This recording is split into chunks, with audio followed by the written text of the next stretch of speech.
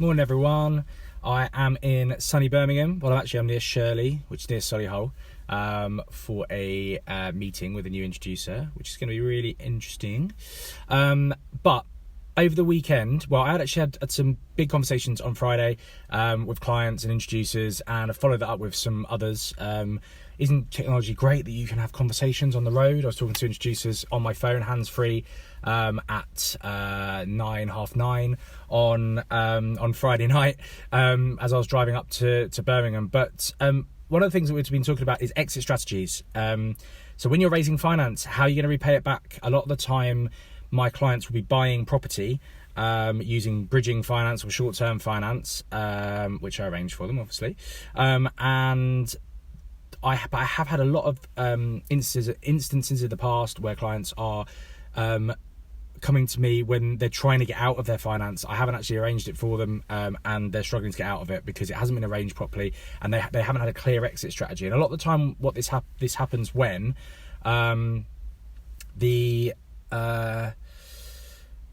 perhaps their exit strategy, or what they actually wanted to do, was to buy a property, do it up and sell it on, but then the market's gone a bit shit, and what it's meant is that ultimately they've gone for plan B, which was to refinance. But because they didn't actually really focus on this as their proper plan B when they first purchase a property or when they first set it up, it doesn't work, which is why whenever I speak to clients, and this was really prevalent in these two sort of conversations I had at the end of last week, now at the beginning of this week, was I've had two separate people come to me with really tricky bridging finance deals, and they were really shocked that I was so sort of pushy, if you like, on just talking about how they were actually going to pay this finance back, and actually working backwards and reverse engineering that to then work out what we could actually do in terms of arranging the upfront finance for them to purchase. And everyone's just so shocked about that. And I'm thinking, well, hang on a second. All you're thinking about is buying this property, and it is exciting, especially if it's your first or your second project. You've decided to take the leap of faith that you want to become a property developer, and it's all really exciting. You've got loads of people around you telling you all the money that you can make and all this kind of stuff.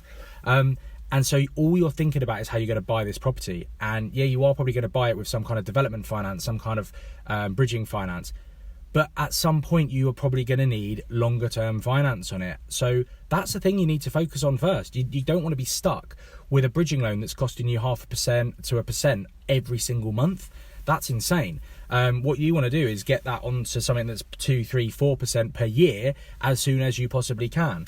So this is something that's just, I guess, I'm educating people a lot about this at the moment. And as I say, when I first go about doing this, I speak to a client and I'm thinking about the exit strategy first. And then I think, right, okay, you're going to do some work to a property. Once the work is complete, the property is going to be worth 200 grand, for example. So I'm thinking, okay, you're going to then borrow a mortgage of 150,000 probably, because it's 75%, which is kind of the standard. So your all-in costs for acquiring that property, for taking out the finance, repaying the finance, the interest on the finance, the fees on the finance, repaying any angel investors, needs to come under 150,000.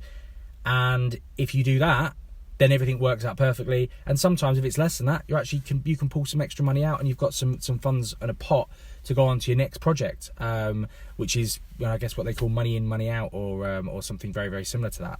But I guess the whole point of this is that I'm trying to sort of say, look, when you are looking at these kind of deals, work out what the exit strategy is going to be, because that is as important, if not more important, than the finance that you're going to get at the beginning. There's lots of lenders that are going to lend you money on a bridging loan. Even if you've got no experience, there are lenders out there. Yeah, it might cost you a bit more, but that's why the exit strategy becomes even more important. Because if you know what the absolute maximum you can get on the back end, then it will allow you to work out your finance on the front end, and that's what I, as a broker, do. The other thing I think is that people aren't thinking about, like I said, is that maybe the refinance isn't their plan A. They're actually going to sell.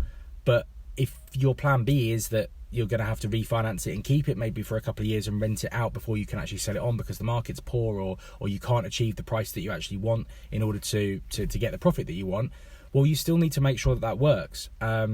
There's nothing wrong in getting a decision in principle with an onward lender based on with a mortgage lender based on what you deem to be the uplifted value of the property once you've done some work to it, to give yourself peace of mind that that's actually gonna happen. Now, there are a lot of bridging lenders that don't require that. They don't actually ask for this exit strategy, and I think that's really poor, actually, if you want my honest opinion.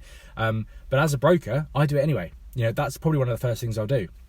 Is I will get a decision in principle with an onward lender, so that I can know that based on what the likely rent is going to be on the property post completion of the works, we work backwards and we get a decision in principle for 75% of the uplifted value, so that I can actually go to a bridging lender and say, just so you know, we have got this this bridging lender, we've got this onward lender sorted, mate. Just so you know, you're going to get your money back. Cheers, Jamie. Appreciate the thumbs up there, mate. I know this doesn't apply to you as much because you're based in New Zealand, so they're talking about stuff in the UK.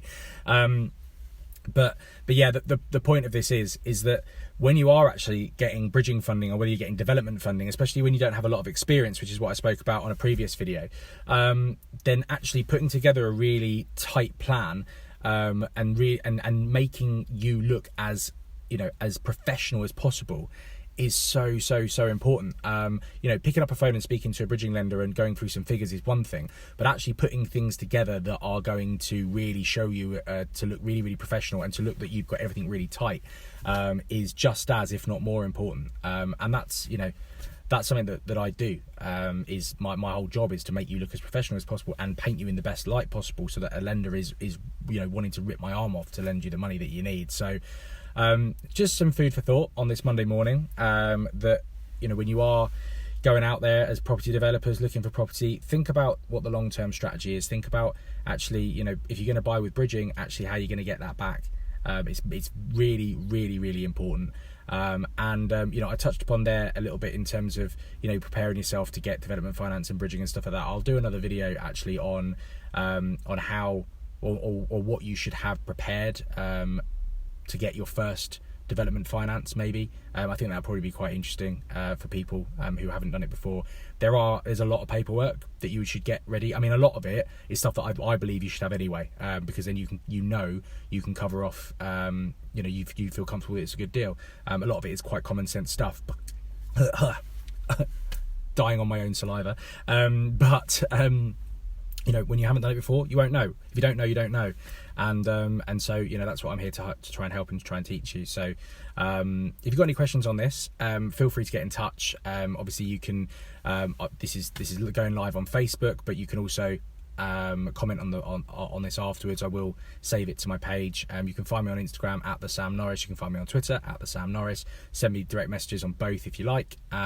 You can get in touch via the Part-Time Entrepreneurs community group, which you can go and join. You can, this will probably go on YouTube at some point, so you can, if you're watching this on YouTube, comment below, and I'll probably use this as a podcast at some point as well. So although you probably won't be able to communicate with me there, you can certainly send me an email, which is sn@bondfsltd.co.uk. Or if you're watching this on LinkedIn, my number is at the top of my profile, so feel free to get in touch. But yeah, I hope you found this helpful. Sometimes I forget what people don't know, and the fact that because I do this every single day, I forget that the basics for me are not necessarily the basics for everyone else. So I'll try and do as many of these as I can, because I do think that they're really important to help people understand how lenders think, how finance is arranged, and ultimately kind of make you better developers in the short run. So have an awesome week. Hope you're all really successful in whatever you're doing, and hope you found this very, very interesting, and do share it if you have. Great, have a great week.